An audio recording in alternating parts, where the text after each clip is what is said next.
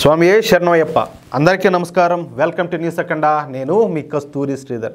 పెద్దోళ్ళు ఒక సామెత చెప్తారు, విద్య లేని వాళ్ళు వింత పశువు అనేసి. సరే, బాగానే ఉండాలి, చదువుకోని వాళ్ళు వింత పశువే, నేను ఒప్పుకుంటా. కానీ ఆ విద్యను నేర్పించేవాడు పశువులా బిహేవ్ చేస్తే ఎట్లుంటుంది, పశువులా ప్రవర్తిస్తే ఎట్లుంటుంది? ఒకసారి ఈ న్యూస్ చూడండి, మీకే అర్థమవుతుంది.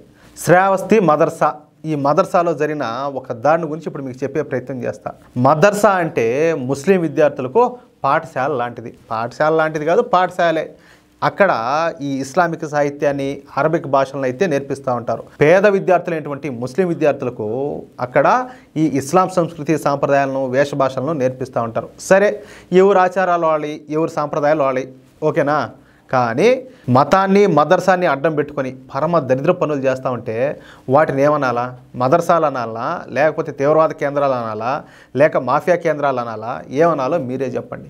నేను ఈ మాటలే ఊరికే అనడంలే. నేను ఈ మాటలు ఎందుకంటున్నానో ఈ న్యూస్ విన్న తర్వాత మీకే అర్థమవుతుంది. చెప్పా కదా ఇందాక, శ్రావస్తి మదర్సా.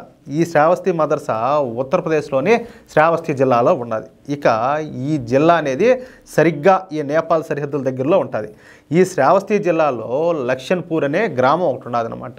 ఈ లక్షన్పూర్లోనే ఈ శ్రావస్తి మదర్సాను అయితే నిర్మించారు. ఈ గ్రామం సరిగ్గా ఈ నేపాల్ సరిహద్దుల మీద ఉంటుంది అనమాట. అంటే ఇంక దరిదాపులోనే ఉంటుంది. నిజానికి ఈ లక్షన్పూర్లో మొదట హిందువులే ఎక్కువగా నివసిస్తూ ఉన్నారంట. కానీ 2004 నుంచి 2014 వరకు జరిగినటువంటి ఈ ల్యాండ్ జిహాద్ మూలంగా ఈ లక్షన్పూర్ను హిందువులు ఖాళీ చేసి వెళ్ళిపోవడంతో ఇక ఈ గ్రామాన్ని ముస్లింలందరూ కూడా ఆక్రమించుకున్నారు. తెలుసు కదా మీకు, 2004 నుంచి 2014 వరకు ఏ పార్టీ కేంద్రంలో అధికారంలో ఉన్నింది? అర్థమవుతుంది మీకు? వాళ్ళ సపోర్ట్తో ఇదంతా జరిగిందనమాట. ఇక ఈ శ్రావస్తి మదర్సాకు చైర్మన్గా ముబారక్ అలీ అలియాస్ నూరి బాబా అనే పెద్ద మనిషి పనిచేస్తున్నాడు.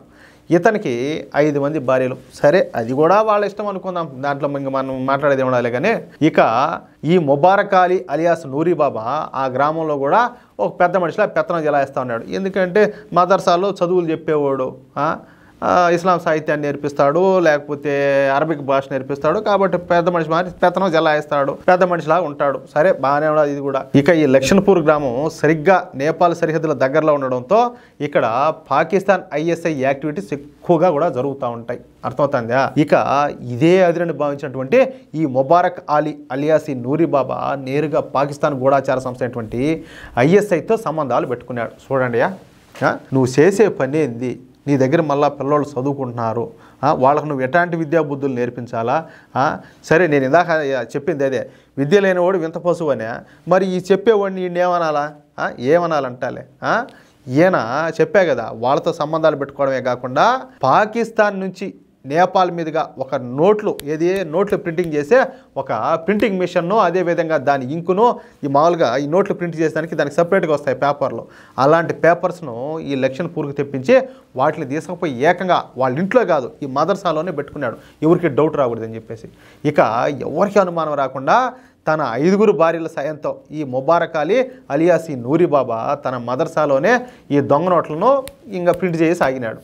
ఇక ఈ 500 రూపాయల నోట్లను, 200 రూపాయల నోట్లను, 100 రూపాయల నోట్లను ఎవరికి అనుమానం రాకుండా తయారు చేయడం ప్రారంభించాడు. మరి నీ పాసుగల మామూలుడుగా స్వామి వాటిని లక్షన్పూర్లోని వ్యాపారులకు ఇచ్చి వాళ్ళ నుండి తెలివిగా ఈ ఒరిజినల్ నోట్లను రాబడతా ఉన్నాడు. చూడండి ఎంత మేధావో. అయితే ఈ లక్షన్పూర్ నుంచి లక్నోకు వచ్చే ప్రతి వ్యాపారి దగ్గర ఇలాంటి దొంగ నోట్లు ఉంటా ఉండడంతో ఉత్తరప్రదేశ్ పోలీసులకు అనుమానం వచ్చింది. అంటే వాళ్ళు వీళ్ళ మీద కన్నేశారు, డౌట్ వచ్చింది. అంతే, ఇంకేం చేశారు, ఇంకా వాళ్ళు ఇసిరి ఈ లక్షన్పూర్కి చెందినటువంటి వ్యాపారులకు 4 తగిలిచ్చేసరికి వాళ్ళైతే నిజం చెప్పేశారు.